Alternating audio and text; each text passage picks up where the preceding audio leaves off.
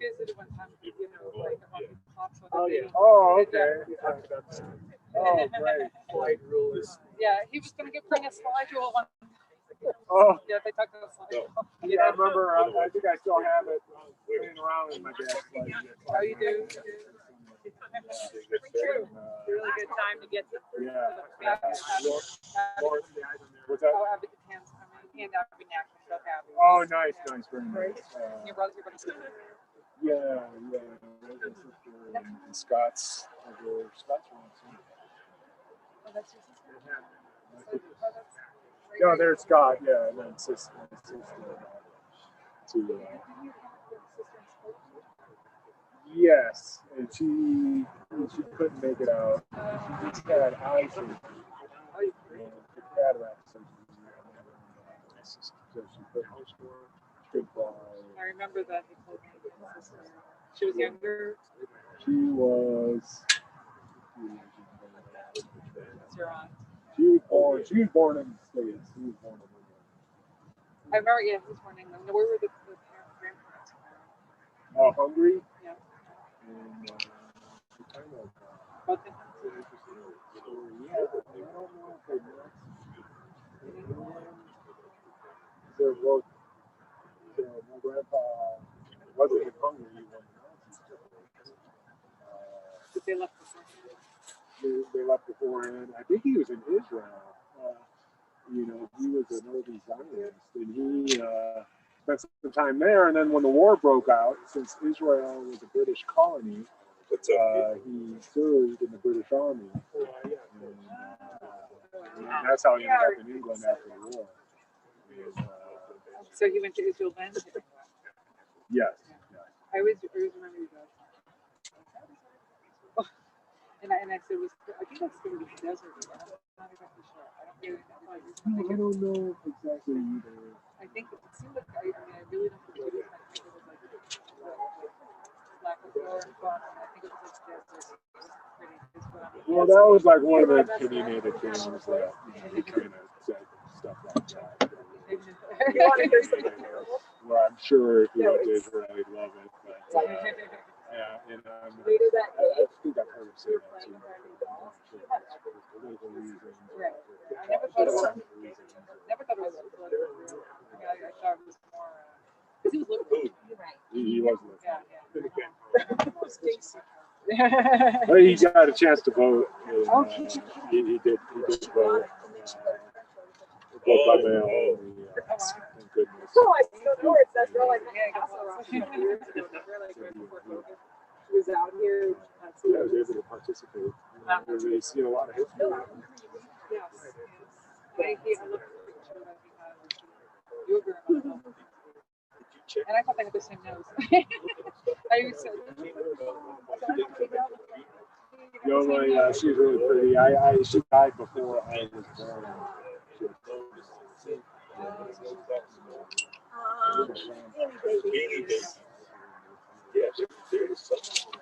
Do they live here? Yes, yeah, they lived in Chicago. Yeah, he took the family in 1947.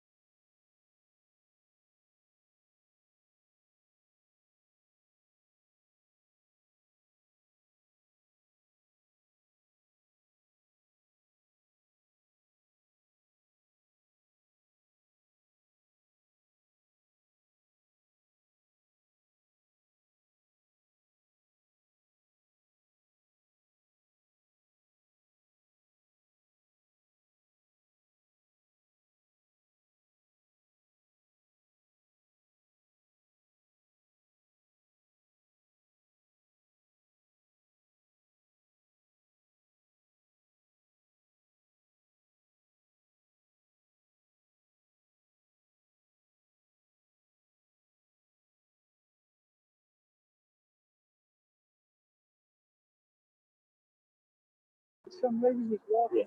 Right. Oh, totally. Right, and that's the Right, yeah, it's right on Colfax, but it's cutting ways that you don't even know what it's at.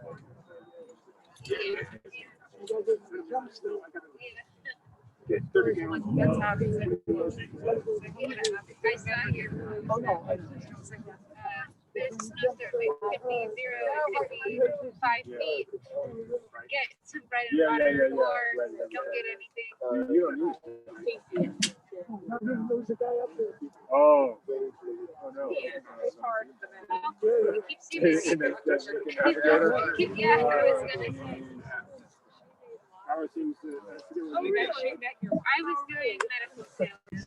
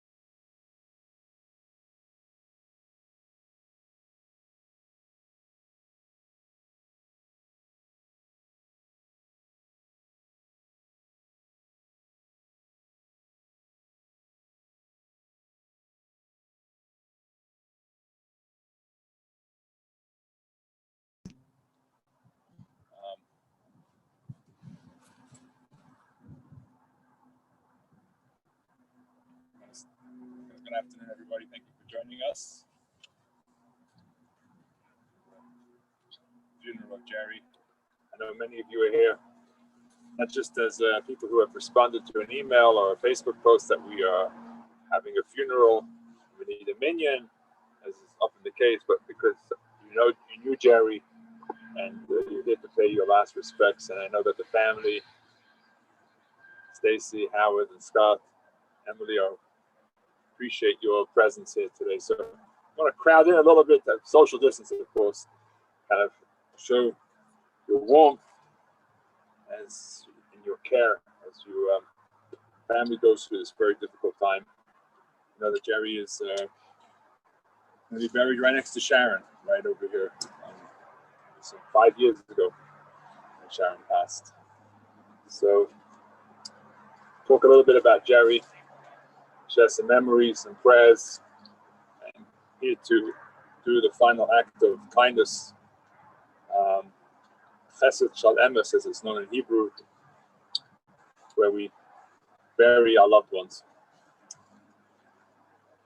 We're going to start actually the service today with the Korea rendering of our garments.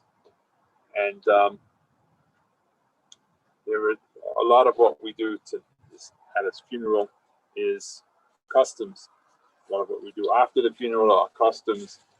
One of the few halachas, Jewish law, in addition to burying a person, is to rendering, cutting our garments, revealing our heart, allowing our emotions to flow, and to really kind of this very visceral act of cutting out a garment, we are allowing for the onset of the morning to take place. Sometimes that takes a while, sometimes it's kind of pushed off permanently. And we want the mourning process to begin, and we do that by tearing our garments out of grief, and we allow the mourning process to begin. So we're going to start the mourning process with the rendering of the garments. We're going to actually have the knife. Thanks. So we got it over here.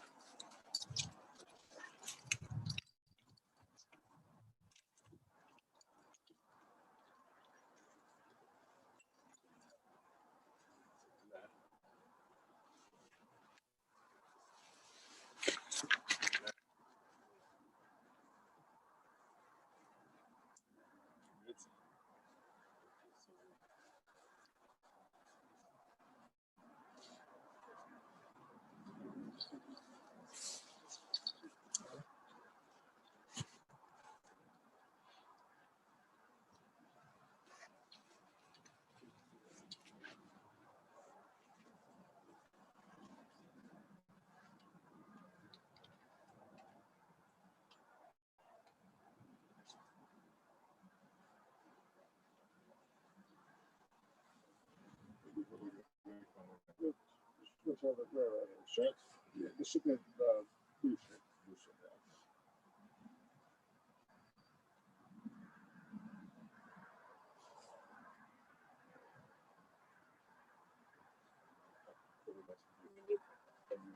I'm doing the sport for it.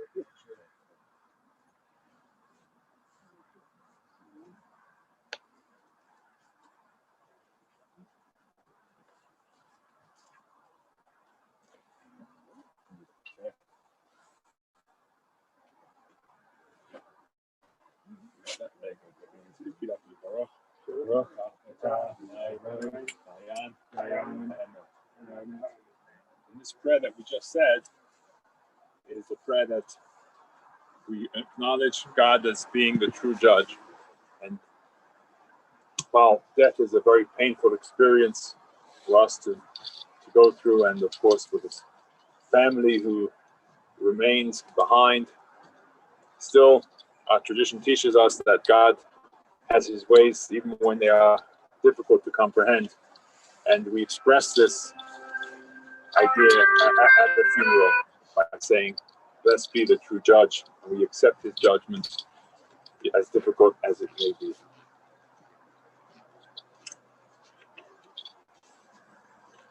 We're going to begin a few psalms that we'll say at a service, at a funeral. We talk the language of the soul, which is God's language, Hebrew. We'll say a few psalms. That these psalms are soothing to the soul. Even so, perhaps Jerry didn't speak Hebrew, but his soul definitely did. And death is a transition from this life to the next, to the world to come. And prayers are helpful in that transition. For that, we turn to prayers of King David, Psalms of King David. So I say a few Psalms here. And if you know the Psalm, please join along. If not, you can hear it and participate with it by hearing the Psalm. Mizmor David, Adonai roi layachso ben esteshi abiseni meimenuchas aleni, nafshi yesheva biancheni b'magvesedek aman shmoi, gam ki elech b'geis amoves la'ira kiati modi, shutcho meshantecho hemi yanachmoni, tarech v'panei shochan neged tzeirai, v'shamte v'shem reishi kaisi revaya, achtoi b'chesi yidefuni koli meichayoi, v'shafti b'beis Adonai la'erech yamim. A psalm by David: the Lord is my shepherd, I shall lack nothing. He makes me lie down in green pastures. He leads me beside still waters. He revives my soul. He directs me in the path of righteousness for the sake of his name. Even if I would walk in the valley of the shadow of death, I would fear no evil, for you are with me. Your rod and your staff, they will comfort me. You will prepare a table before my enemies. You have anointed my head with oil. My cup is full. Only goodness and kindness shall follow me all the days of my life, and I shall dwell in the house of the Lord for many long years. Do one more psalm. Psalm 91. Yeshev b'seise aliyem v'soshada yisleinan oimer Adonai machsi u'musagasi el hayatach boy ki hu yasir from mipach yakish v'debe havos ebrasa yasach lach v'sachas kanokov tachse sinabos cheira hamitoy v'yisir mipach eloyla michetz yav yemam mitefe v'eifa yahaleich v'ketev yashutz ha'roim yipul misitcha elef uv'rovu miminecha Eilecha la yigash rak b'inacha sabbat v'shilumas v'sharm tira. K'ata Adonai machsi aliyim samto mo'inecha lo yisu una eilecha ra v'negar la yikra v'halecha. Ki malacha v'sabalach b'shmocha b'chol derechecha. Hakapayim yoch yis uncha pen tigoy eben raglecha. Hashachal v'fesen tidrech chimut k'tir b'tzanin. Kivir chashak v'af al teyu asagveyu k'yadash shemi. One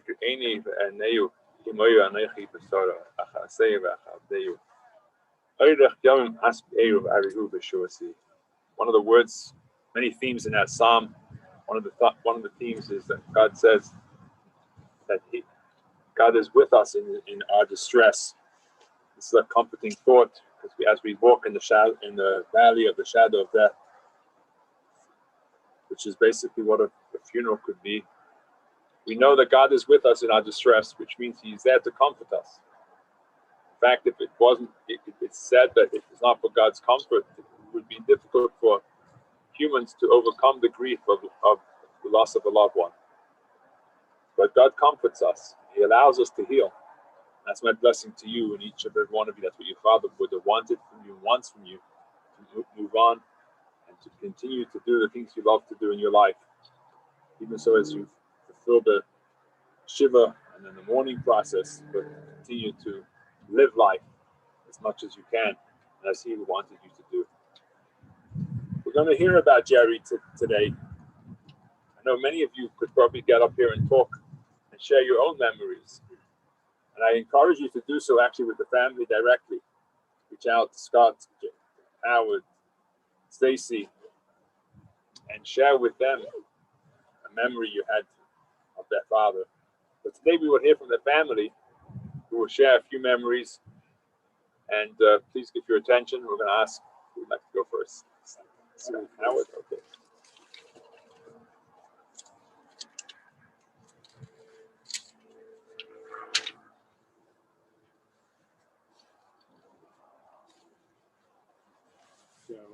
So I had a little poem I prepared.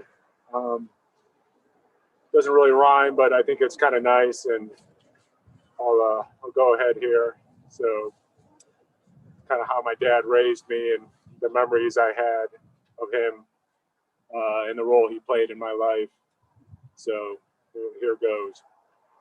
I remember you playing with my Legos and Lincoln Logs. I remember you teaching me to ride my bike. I remember you taking me on rides, although they were only across the neighborhood, seemed to go on for miles and miles. I remember you building me a kite and running full speed into the wind in Bermuda shorts and dress shoes to send it aloft. I remember you taking a part-time job delivering pizzas to finance our prodigious appetites. I remember you sparing no expense on my bar mitzvah so that I was the envy of all my friends. I remember you teaching me to drive and forgiving my many inexperienced crashes. I remember you calling my friend's house to talk to me, to tell me my boss called and he needs you to come on your day off because it's busy. I remember embarrassingly telling my friends that I had to go home and go into work, and then thinking that I was such a sucker. But I remember the discipline that this instilled. I remember the discipline and the honesty this instilled in me, and that has influenced my work ethic to this day. I remember the generosity you displayed, of you donating blood and platelets at every physical opportunity they would allow. I remember the sense of service and charity this taught me. I remember you boldly moving the family to Colorado despite our protests. And I will always be grateful you did so, to live beside the mountains and limitless sky. I remember the decline of your health, of fainting and infirmity. I remember your unmooring and confusion when Mom died. I remember you fighting on, even when the doctors thought you would perish. And I remember your isolation and bravery during COVID. But finally, enough was enough, and you sweetly passed in your slumber. And we all love you, Dad. You'll always live on in the memories of your friends and loved ones. Thank you for all being here.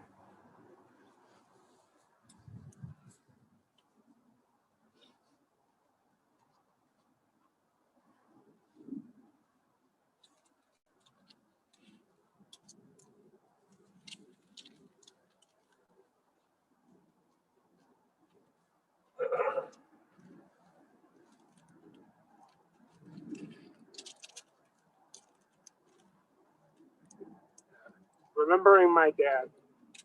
My earliest memories of my dad go back not too long after he had moved the family to Colorado in '91.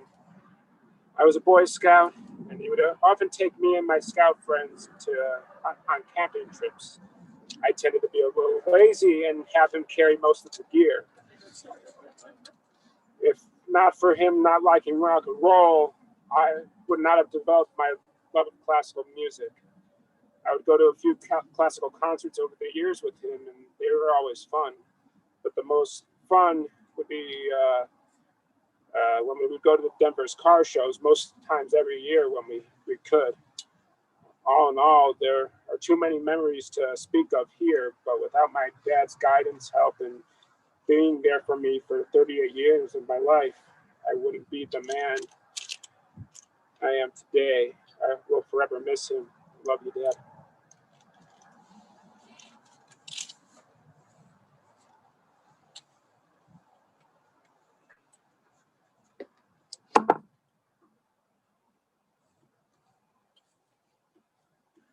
So I just wanted to share a few lighter memories about my father. Many of you may know he was very interested in the world and current events, and he was a total news and political junkie, and he made me interesting as well, even as a young kid. Of course, it didn't probably do too much for my cool factor when I was a tween and a teen who was more interested in watching 60 Minutes than 90210. Some rebellious teenagers go out drinking or get a tattoo that their parents said they couldn't get. But when I was a rebellious teenager, I was contrarian by not listening to NPR for a few years. He also taught me my democratic, liberal ways, since he was generally quite liberal, even though he and my mom voted for Reagan, which I'm still kind of salty about, even though I was only 5. I distinctly remember him teaching me to be accepting of differences long before it was cool to be accepting of differences like different races, homosexuality. He was always ahead of his time in acceptance of people, which I would consider, he was always on what I would consider the right side, which for us was the left side. One of the strongest memories I have of my childhood was my father taking me out at 6 in the morning to stand outside of a big box store on a snowy Chicago morning at a store that advertised they'd have a limited number of Cabbage Patch dolls available when that was the hottest ticket. He stood there with the 8-year-old me for 4 hours in the snow. It was literally still dark when we got there. And the whole time while we were waiting, I kept saying how much I hoped I would get a bald one, because that was the most popular. And my best childhood friend, who was in line about 30 people behind us, also wanted that one. And when the line started moving, the store employees were literally just throwing boxes at customers because you didn't get to choose. It was crazy. But my dad went up to one of the employees and said she really had her heart set on a bald one, and would it be possible to trade? And I got a bald one because he asked for me. And just as a side note, my childhood best friend, who had all the toys at the time, did not get a ball mark. Even though Dad at the time, I can remember looking afterwards at the doll and kind of saying he didn't get what all the hype was. But in retrospect, I probably can't blame him. Another salient memory of my father was the time I found a stray kitten in our neighborhood. He insisted we would take her to the animal shelter. We already had a cat who wasn't very nice, and there was no love lost there. My dad was more of a dog person. But I insisted that I thought I knew who the owner was, and turned on the waterworks big time about the injustice of it all, that we wouldn't get this kitten back to its rightful owner. And anyone here who's an only daughter knows that the waterworks are usually too difficult to resist. So he let me take the kitten home to see about the actual owner. Long story short, I was right about who had the litter of kittens, but they actually didn't want her back. But the moment had passed and there would be no trip to the animal shelter, and we kept the kitten. So basically my dad caved to my crying when I was 12, and then had that darn cat till I was 35. Anyway, most people know my dad was just a really nice guy, willing to do anything for anyone, anytime. And that's what I'll always remember. That, and to vote Democratic, and maybe also to remember when you're agreeing to keep a cat, you might end up having it for 23 years. Thank you all for coming today. We really appreciate it.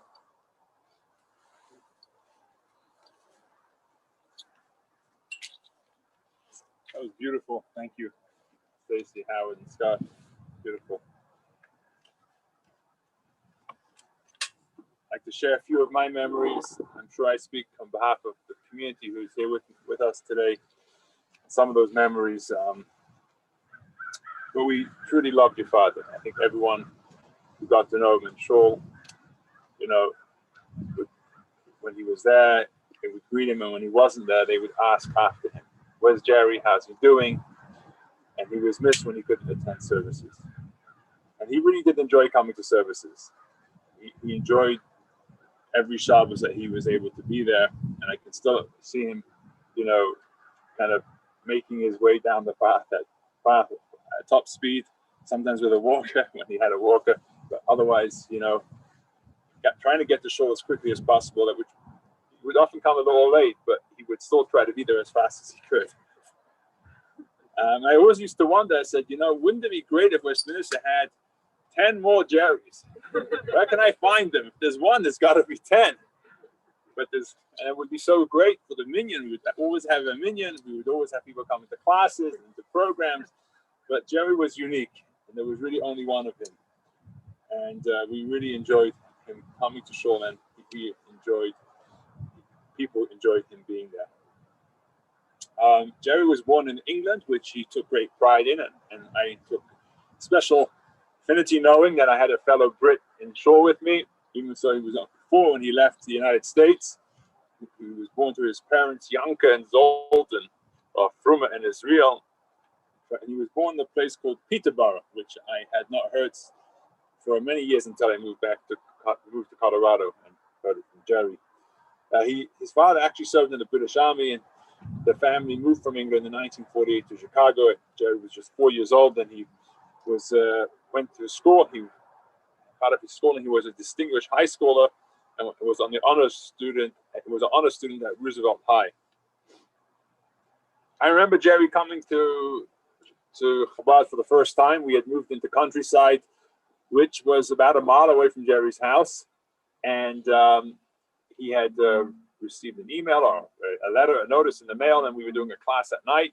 The class started at 7 o'clock, and around 7:45, Jerry came in, and he couldn't find it. You know, if anyone knows countryside, it can be very difficult knowing we were on one side, he was on the other. But he didn't give up. For 45 minutes, he was circling and circling around to try and find our address. And at 7:40, he found it approximately 10 minutes, whatever it was. But he came in and he didn't leave. He kept coming ever since. Jerry was not shy to share his opinion. And one place, one time he was talking about, it was a class, and was somehow politics got in, and I asked, why did such and such a president do this? And he gave he shouted out, because he was an idiot. A few people got up and walked out. Just kidding. But he was.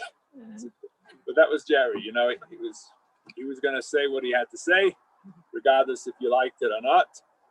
I think you learned that from your mom as well. He was, you know, it's Jerry here is right, going to be buried next to Sharon, and they were married for how many years? They were married for 42 years. 42 years, and they had a beautiful, beautiful marriage. I have to share with you one memory.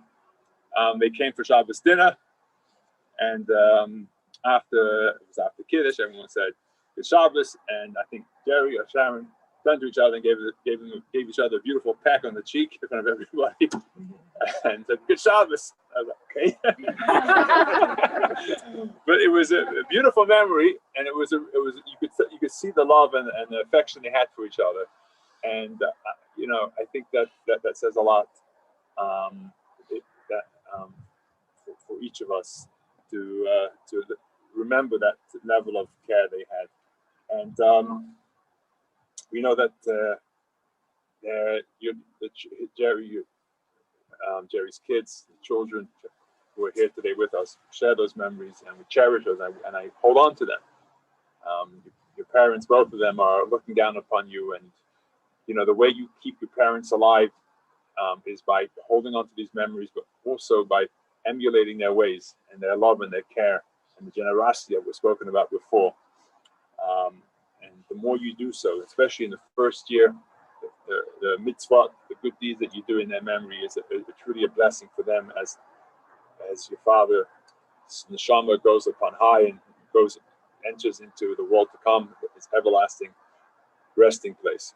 In this week's Torah portion, which we read in the synagogue, it talks all about the sacrifices that were brought in the tabernacle and in the temple. And in Hebrew, the word sacrifice is korban, which actually also comes from the word closeness. And when we do a service for God in the times when the temple was a sacrifice, we actually become closer to Hashem. We become closer to God. In the same way, when one helps another person, when one goes out of our way for a spouse, for a family member, one becomes, even so it's a sacrifice, because it's difficult, we're giving up on something that we wanted to do on our own, but without having to do that sacrifice. But when we do that sacrifice and we do that good deed, we actually become closer to the person who we are helping out at that particular time. And you know, over the next 11 months, you're going to have this tremendous opportunity to remain very close to your dad by saying the Kaddish prayer and doing good deeds in his memory. And when you do, I know it's going to be difficult, you know, coming to shul on Shabbos, and hopefully we're going to start back up services, especially now that we have 2 extra people for the minyan. I know it's going to be difficult for both of you, but whenever you can, come to shul and make that sacrifice, and it could be during the week as well. You should know that you're doing a mitzvah, but you're like a sacrifice. You're becoming closer to your dad by doing so. And this is a very special gift that we have in our tradition to do over the 11 months after a parent's passing. And by doing so, you elevate the neshama, the soul of your father. I want to just conclude by saying, Stacy, Scott, and Emily, and Howard, your father is with you and will be watching over you. He'll be shepping nachas. He's receiving nachas and happiness from you as he did in your lifetime. He was very proud of all of you for what you did, what you're doing, and he remains proud. And he especially is proud when he sees you remaining together, remaining close as a family, and continuing the traditions of the Jewish people. So God bless that you should be able to perform this for your father. We're going to now go ahead, and before we go ahead with the actual burial, everyone here has something that they can do, because so many of you are here because you knew Jerry.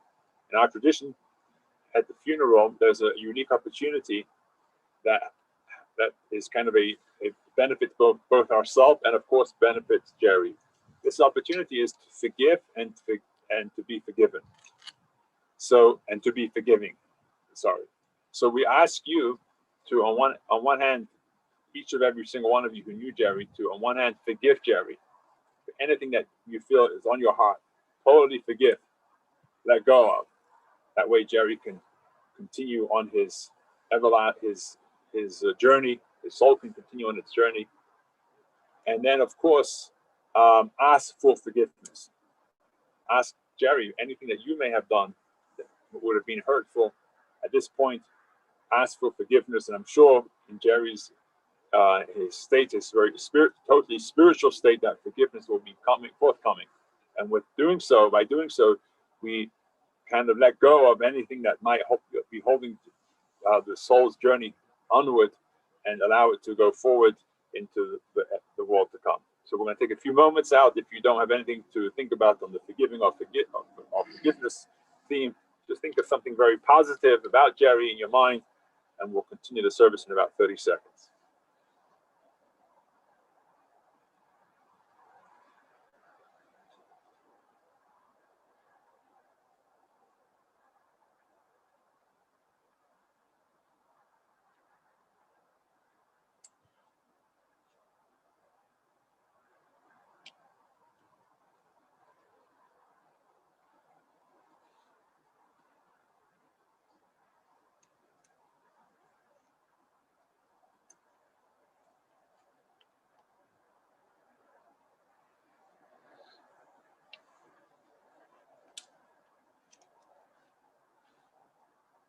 Before we continue, I just want to give notice to Jerry's sister, Elizabeth Silva, who is not able to be with us today in person, but I believe she's watching on Zoom. And anyone else, any other family members who are watching on Zoom, thank you for being here, at least watching us on Zoom, and your presence is missed. Okay, we're going to now go ahead and do the mitzvah of interning the body into the ground. From dust we came, from dust we return. And afterwards, we're going to invite everybody to come up with social distancing and perform the mitzvah of actually the burial by taking a few clamps of earth into the ground. And when we do so, we replace the shovel back into the ground, into the pile of dirt. We don't pass it on from one person to another. Okay.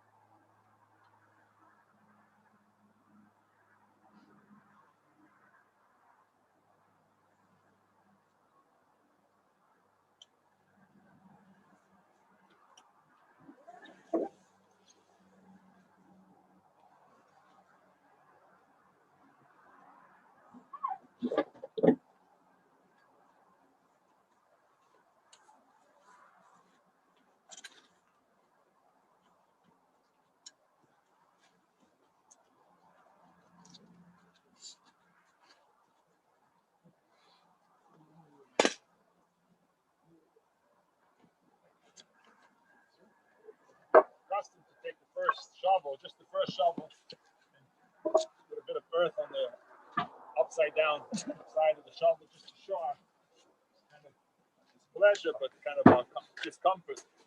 Performing the mitzvah, not something that we relish to do, but we do anyway. It only needs to be done for the first shovel or so.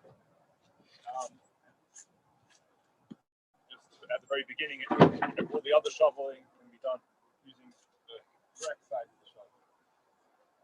We're going to invite the family to come up first and participate in the shoveling, and then everyone else. Thank you on both sides. Keep your mask on.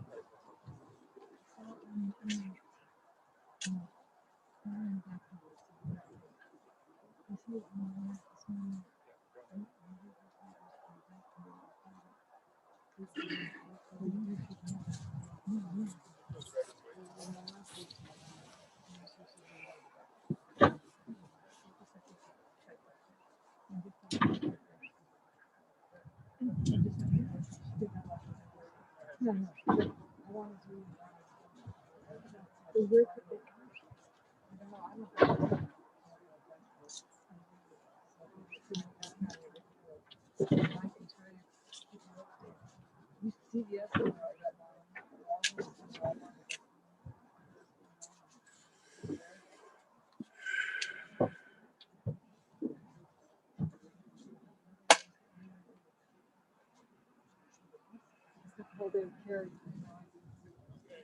else can please cover up and begin shoveling. Perform the mitzvah. That's my Hi, Howard. Do you know me? Abby. Oh, I think I've seen you here yes, and there with yes, your father. yes. Yes. I know there's a. I was at the Holocaust funeral. The other Abby's there. Okay. We're both here.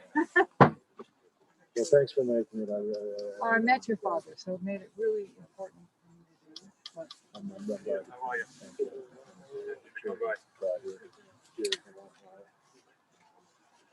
yeah, He doesn't smile. He doesn't have a lot of family out here. So, COVID doesn't help. yeah. COVID doesn't help. 76. But you've had a nice group of people to come. I'm going to go get in line and help with the ceremony. Yes, please. Thank you.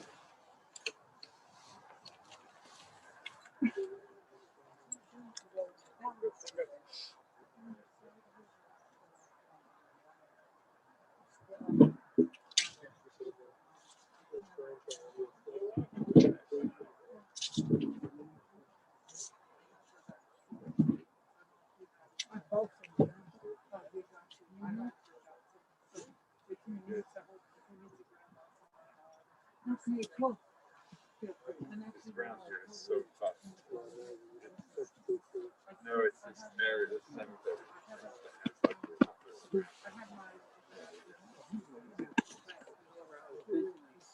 It's not, it's an unusual cemetery. I'm sure there's other things.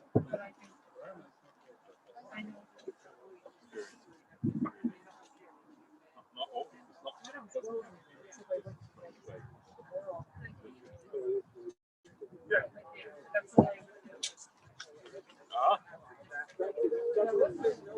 Right, yeah, but it's hard to slow it down.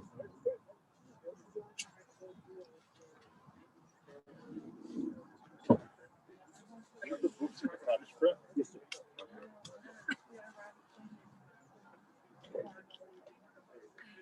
How are you? I was going to pull up this. That's the story.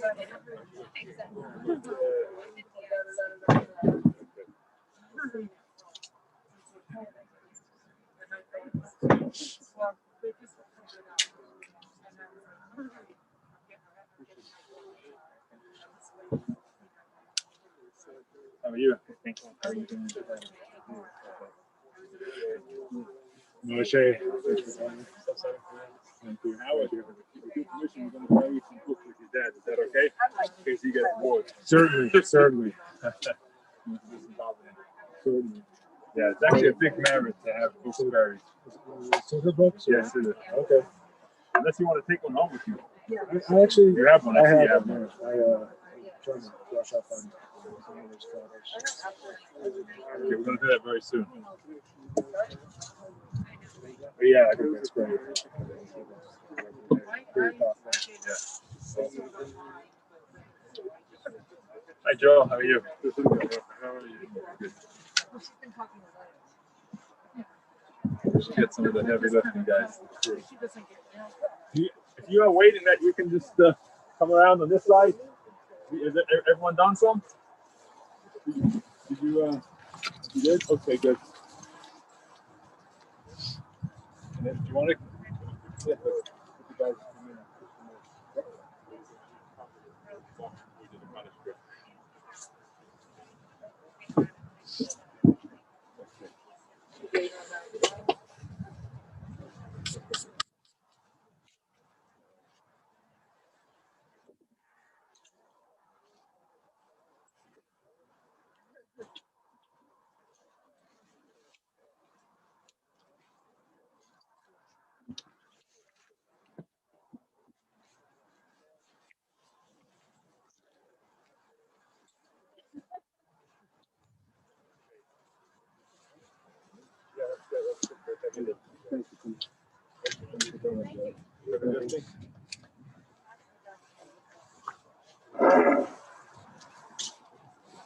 Yeah.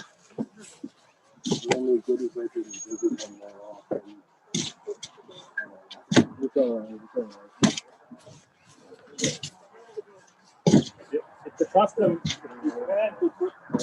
holy books that are being discarded, to bury them instead of throwing them out or just recycling them. So, format today, we're going to put I thought he was doing okay. We thought so too.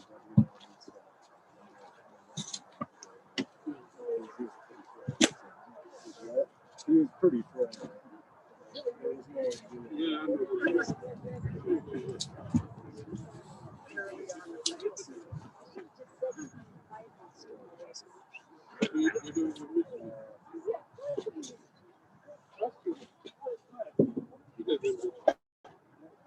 Well, that's the good one.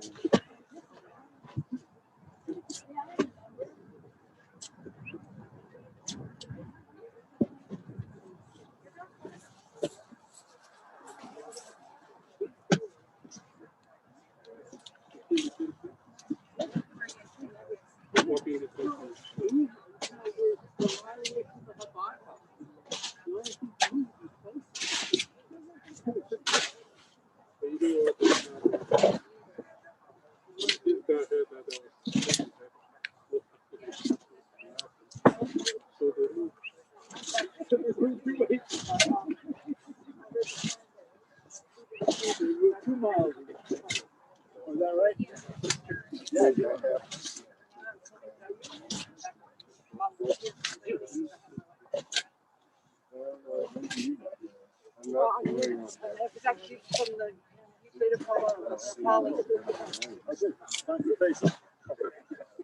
Oh, I have to sign up.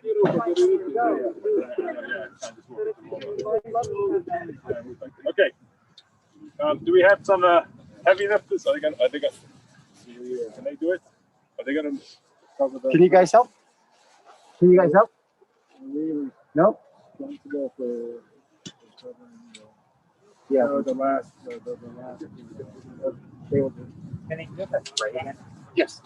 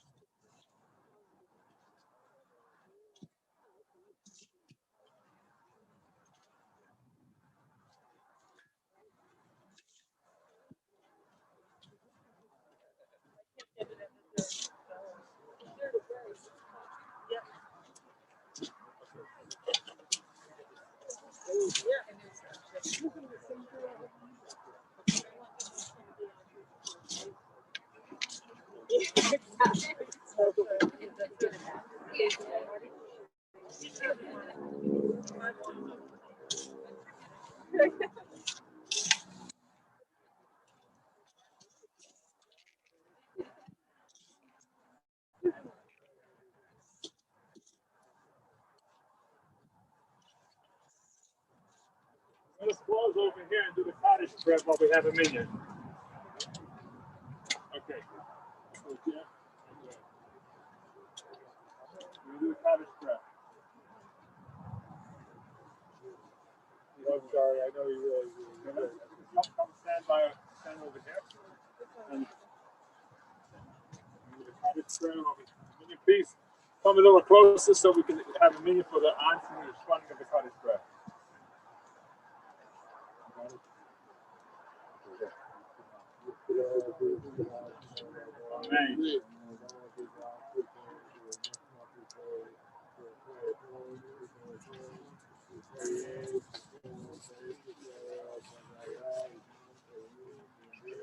Amen.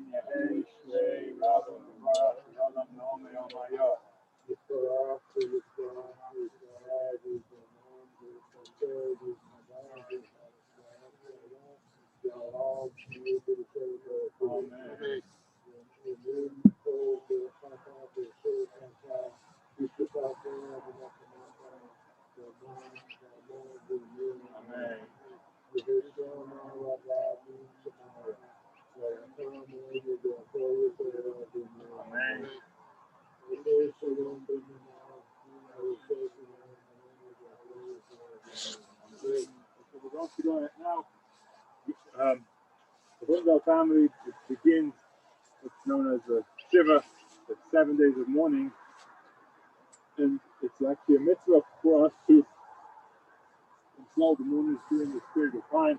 And we begin that right here in the cemetery, where we, as a community, may kind of gather around as the mourners leave the cemetery, and we wish them the prayer that is customary to wish.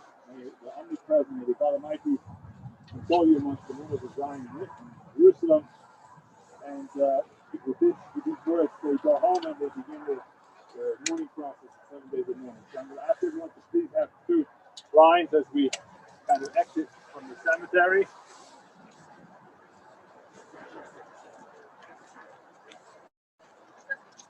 Let's have 2 lines here facing each other, folks. There you go, please. Yep. Mm-hmm.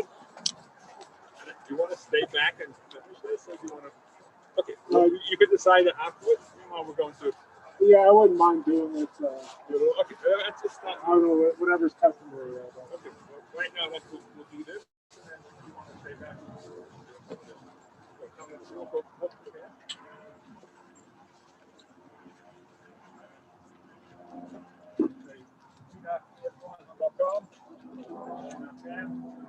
Amen. So, today, John, Jerusalem, may God comfort you, owners, Israel, Zion, and Jerusalem. It's just very brief. The idea here is that just as we believe that Zion and Jerusalem will one day be restored with the coming of the Messiah, the rebuilding of the temple, those who believe in the resurrection of the dead, as part of that prophecy, or part of that messianic era, okay, perfect. Thanks for joining us. We meet the happy occasions. The happy occasions are not too far out. Thanks for Passover.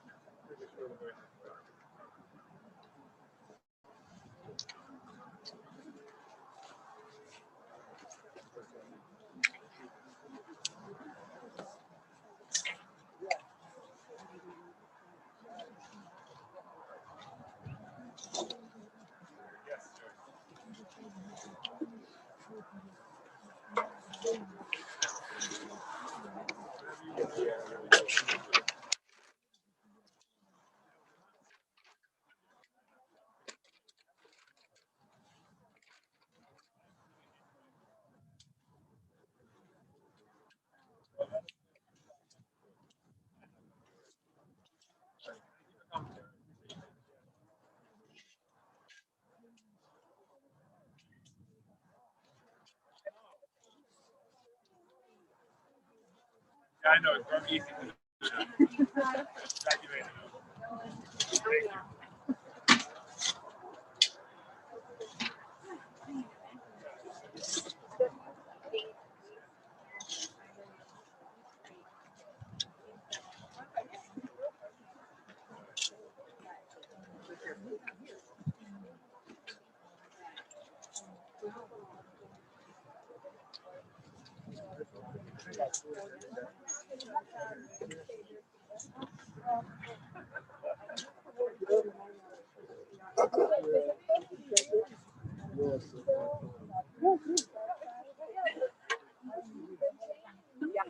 Thank